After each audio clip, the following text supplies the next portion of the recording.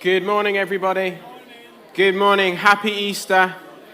Happy Easter. It's great to have you with us today.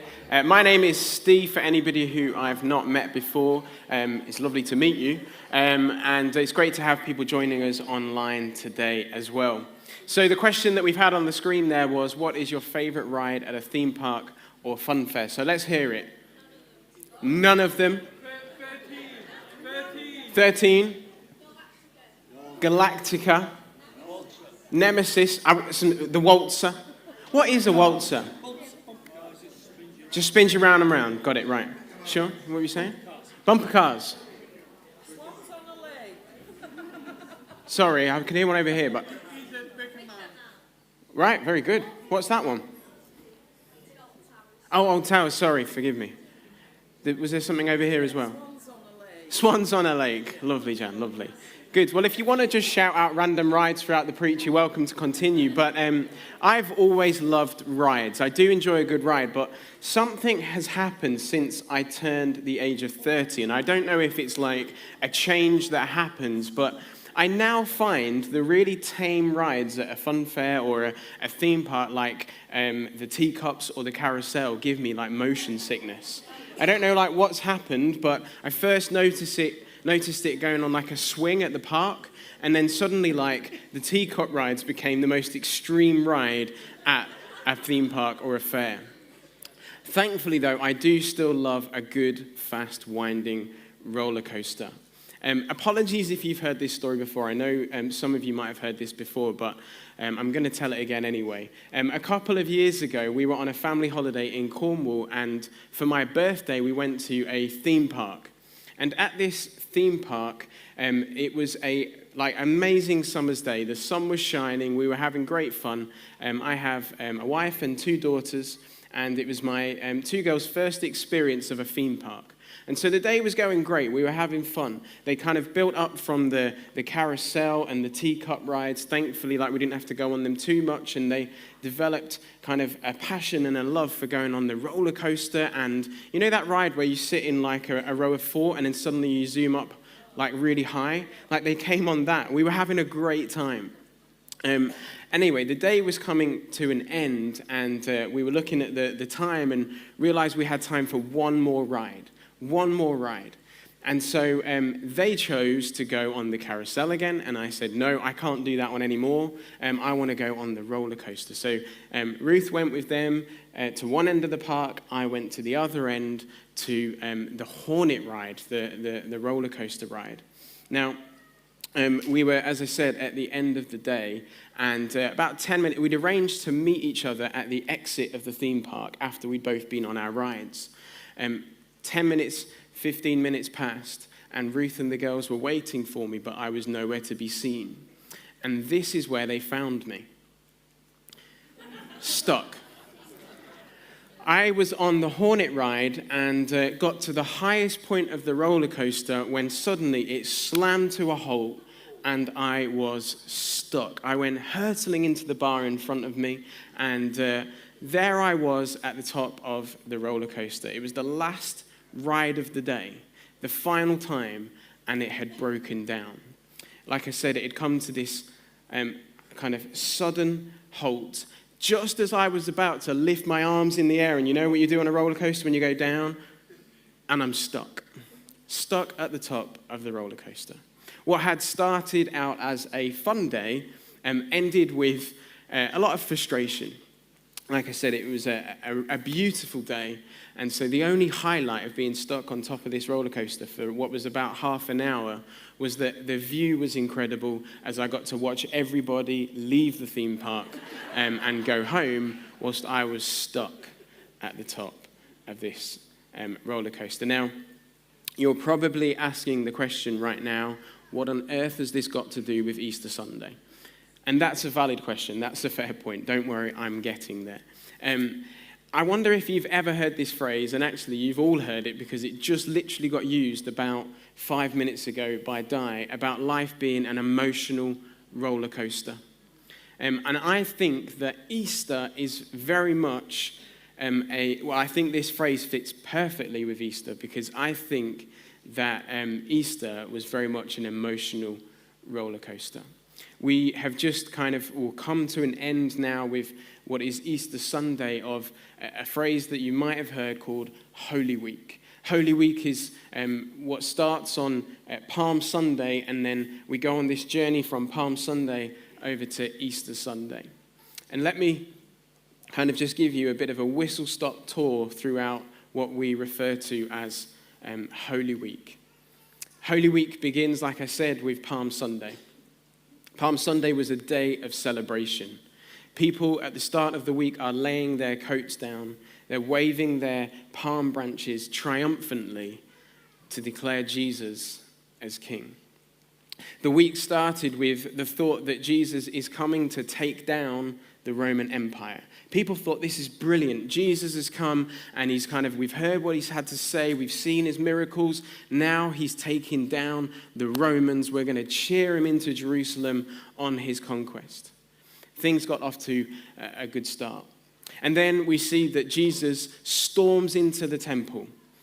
Storms might be a bit extreme, but just bear with me. We're trying to kind of see the emotion here. But we see that Jesus gets mad with the money changers. He turns over tables and he drives out the con artists of the day. Then we see that he starts to heal the sick. He's showing everyone again what the priorities are of his kingdom. Everything's going great. And then we're kind of perhaps been at this high point of the roller coaster, and then we're heading downhill. And then one of the days we get this kind of story that I find really helpful when we talk about emotions, because we see Jesus is walking into Jerusalem and he sees this fig tree and he's hungry, but the fig tree has no food for him. And so he curses it and it withers down and it dies. Jesus got hangry. Who else gets hangry? Anyone with me on that? Jesus gets hangry. As someone who often experiences the emotion of feeling hangry, I find it really reassuring that Jesus did too. But then on the Thursday, things take a major twist on this emotional roller coaster. Jealousy and anger were rife among the Jewish leaders towards Jesus. They'd been plotting what to do with Jesus. And at this point in the build-up to Passover, they had lost it. They'd had enough. And then we kind of take another turn on the roller coaster and we see a woman who then pours expensive perfume over Jesus out of the gratitude that she feels towards him. Then we get an insight into a community meal, a bit like we're having today, as we see Jesus meeting and eating with his disciples, with his nearest and his dearest. Then we see one of Jesus' closest friends betray him. And then we get the anguish of Jesus in the garden as he prays. Then there's a scuffle, a fight that breaks out, which results in someone having their ear cut off. And then his ear gets healed by Jesus. But the result of all of this is that Jesus is arrested and then taken to prison. Meanwhile, Jesus gets deserted by all of his disciples. One of them barefaced lies about even knowing him, not once, but 3 times. Then we see Jesus' trial before the Jewish leaders. It's a kangaroo court. It's full of false accusations because they ultimately had no hard evidence that suggested he was guilty and deserved to be killed. The disciple that betrays Jesus is overcome with guilt and chooses to take his own life. We've arrived at Friday now. So just 5 days after Jesus had entered into Jerusalem, and everyone was filled with such high hopes, and now he's standing before the Roman governor, facing the accusation of being the king of the Jews. It would appear that the same crowd who had cheered Jesus into Jerusalem at the start of the week had now turned against him as they shouted, "Crucify him," at the top of their lungs. Jesus is led away, he's stripped, he's clothed with a scarlet robe, and a mocking crown of thorns is placed on his head. He's made then to carry a cross on his back whilst being whipped and taunted. Then he's placed on the cross, and he's left to die a slow and brutal death. Good Friday comes to an end, and his body is placed in a tomb. So the week started with celebration, with joy, with triumph. We've seen people in despair. We've seen people healed from their illnesses. We've seen anger. We've seen frustration. We've seen injustice. We've seen anger. We've seen jealousy. We've seen anger again, gratitude. We've seen community. We've seen betrayal. We've seen anguish. We've seen fighting, anger again, deserted, lies, false accusations, guilt, suicide, hatred, shame, mocking, despair, taunting, death, and grief. And all of that in just the space of 1 week. Easter is an emotional roller coaster. And I'm confident today that we can all relate in some way to some of those emotions in our own lives. And then in Holy Week, we arrive at what could be referred to as Holy Saturday. And on Holy Saturday, here's what we have in the scriptures in the Bible. It's only a short bit. It says this in Mark chapter 16, verse 1. It says, Saturday evening, when the Sabbath ended, Mary Magdalene, Mary the mother of James, and Salome went out and purchased burial spices so they could anoint Jesus' body. In this week of kind of incredible emotions, we get this verse that tells us what happens on the Saturday. Like, not much is said about Holy Saturday, but I think that it's a really important place for us in Holy Week, in looking at the Easter story, just to pause for a moment and to reflect as we look at this emotional roller coaster of Easter. Because I've got no doubt that it reflects what many of us feel at times in our lives. And maybe it's even a season that you are in right now in your life.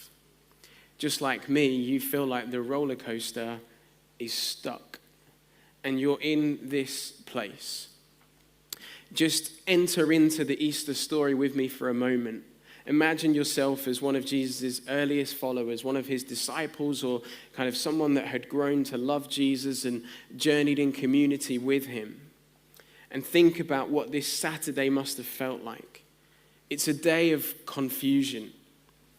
They were convinced that this man from Galilee was something different. Maybe even the Savior that they had been waiting for so long. He'd spoken with such wisdom. He turned a picnic into a buffet. He turned water into the finest wine. He'd opened the eyes of the blind. He'd made it so that the deaf could hear. He'd raised the dead to life. And that's just a few of the miraculous things that they had seen Jesus do. His teaching was so refreshing. It went against the grain of everything that they had heard. It was no longer about what can I do to earn my salvation. It was all about love and grace and mercy. And then the whole kind of love your enemy stuff and all of his teaching on the Sermon on the Mount, like that was just revolutionary. He's surely the one that we've been waiting for. He ticks all the boxes from what the prophets had predicted about him. But it's Saturday, and there's a problem. He's dead. There's no breath in his lungs. His heart isn't beating anymore. So how could he be everything that he promised to be if he's dead? They were so close to what they thought was the long-awaited Savior, but it turns out Jesus was just another great teacher that did some cool things, said some wise stuff, but nothing more than that. And as we pause here in Easter Saturday, as we reflect on what it must have felt like for Jesus' early followers, of course, the context of Saturday as a Jew is that it's the Sabbath. And so as Jews, they could do no work. They could do nothing about what they'd just seen. They could do nothing about it. They had to stop. And they had to pause. And they had to just be in this place of confusion and in this place of what is next. And I wonder whether you're in that place today. Maybe life feels like all of those emotions or some of those emotions that I mentioned before, and you're just confused by life. And you're just like, well, what next? This isn't what I thought life would be like. This isn't what I expected life to be like. Maybe you are in a place of grief or pain, or anxiously waiting for test results, or longing to be reunited with loved ones, or you're feeling hurt or lost, or totally confused by the great mystery that is life. And you just feel like the roller coaster is stuck. I want to get off.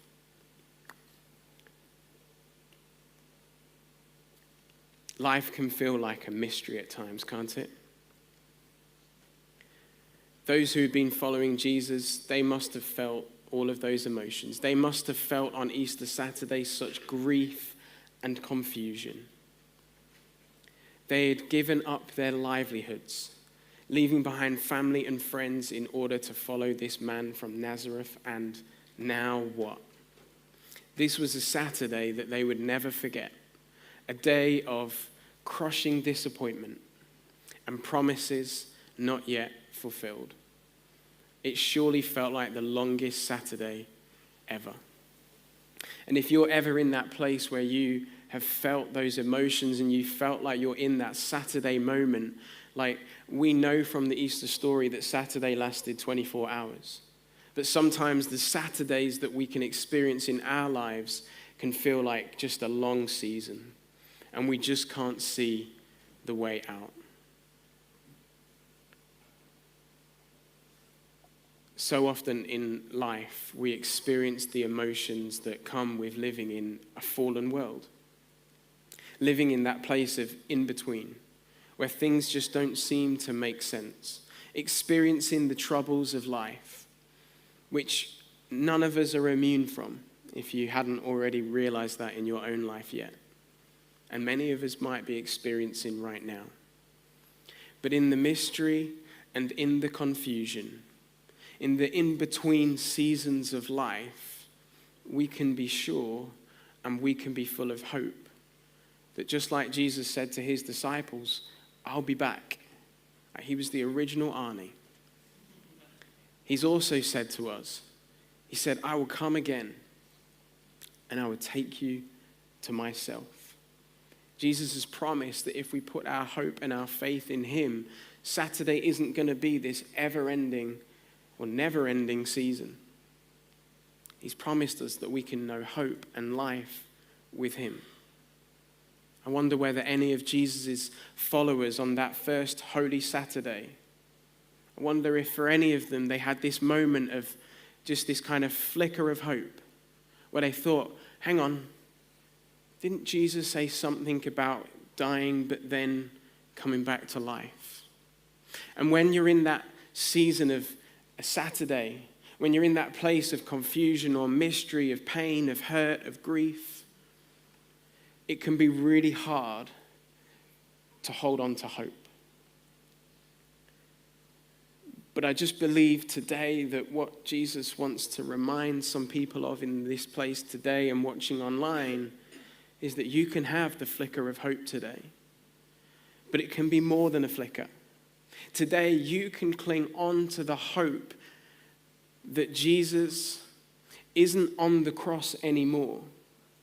He didn't stay there.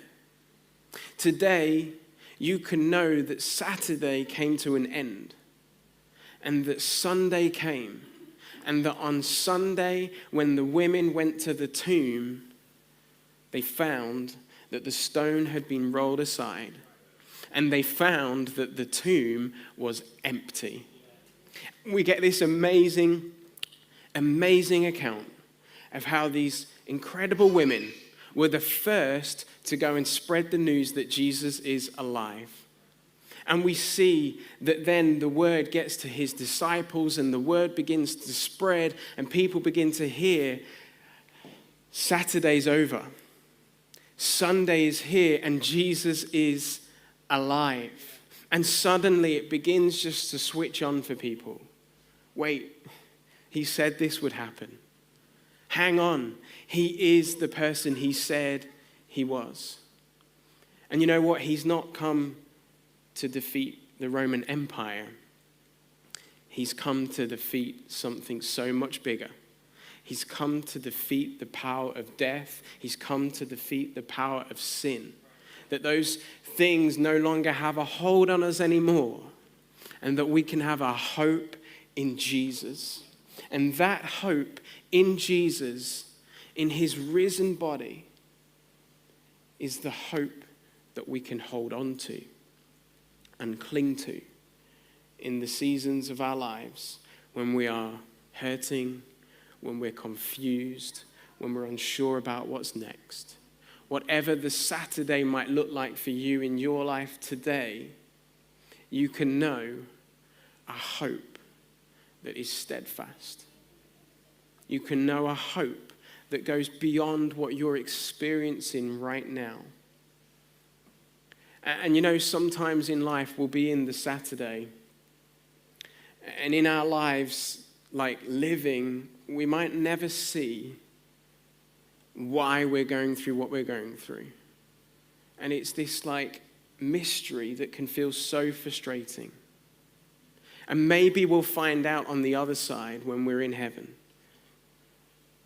But what you can be assured of today is that in your place of pain and hurt and suffering, whatever that emotion might be, you can know the peace of God that goes beyond all understanding through your Saturday season.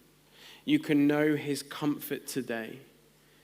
You can know his love, that when you experience it, it just helps. It just gets you through. It just brings some hope. It brings some comfort. It brings rescue. Today you can know the hope that Saturday came to an end and that Sunday morning came and that Jesus is alive once and for all. It's done. It's dealt with. And he defeated the empire of death and the empire of sin once and for all, so that today we can know his forgiveness. Today we can put our trust and our hope in him, and that he is for us, and he will help us, and he will guide us, and he will lead us through the toughest Saturdays of our lives. Because Sunday's coming. Sunday's coming. I'm going to invite the band up. And